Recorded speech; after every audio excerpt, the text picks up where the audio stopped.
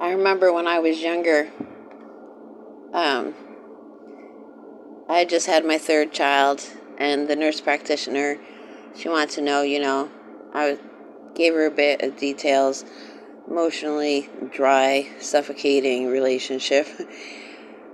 And she said, well, are you depressed? I said, no. And she prescribed me a drug anyway. She's like, well, try this. And the drug was one that you had to keep taking more and more of for it to be effective. And it just left me in a monotone emotionally. Like I couldn't even experience even the least bit of happiness. I went on with, I quit taking that. Just gave up. I don't suffer from depression. I'm not worried about it. I at least want to be able to feel a little bit of happiness here. And many years later, after, retraining my neural pathways so I could think positive thoughts instead of all negative ones all the time, I realized that I didn't know what depression was until I stopped experiencing it. And so now, I just had an incident last week where I spent the day, anxious about something. And it took me 2 days to recover from that 3/4 of a day being anxious over something, waiting for a return phone call, hoping, dreading the alternative if it didn't pan out.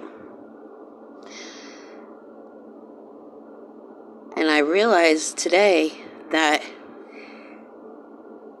if I felt that impact from 3/4 of a day suffering anxiety, that means I'm no longer living under a cloud of perpetual anxiety, because now it is very clear to me the impact that anxiety has on my physical being and my emotional being.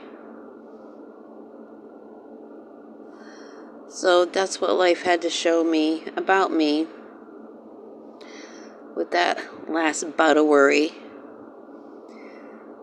And it no longer drives me crazy when people say things like, oh, be safe, be careful, implanting the suggestion in your mind that there's reason to fear that you will not be safe.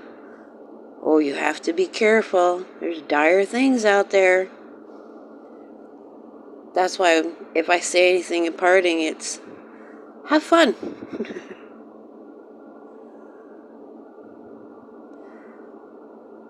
And I just rather not be around people.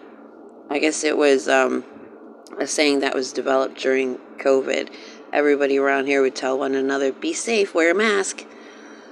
I'm so glad I was in the desert for that. Oh, I would not be able to bear up under that. People getting angry because I'm not being safe, wearing a mask. And one of them emphasized, if you don't do it for yourself, do it for me. Like, oh yeah, I'll strangle myself with worry and concern. So you are healthier. So you feel like you can feel safe. Like, no. The only way I'm going to extend a sense of safety to anyone is by embodying it myself. And I don't mean being reckless. I just mean within my comfort levels. I'd rather be told, have fun, than all those other ways of expressing ourselves when we part.